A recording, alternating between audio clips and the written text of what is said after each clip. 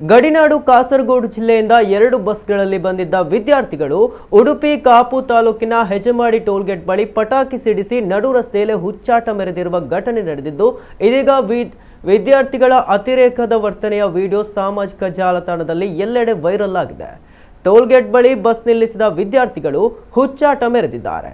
ಇವರೆಲ್ಲರೂ 2 ಬಸ್ಗಳಲ್ಲಿ ಉಡುಪಿ ಜಿಲ್ಲೆಯ ವಿವಿಧೆಡೆಗೆ ಪ್ರವಾಸ ನಿಮಿತ್ತ ಬಂದಿದ್ರು.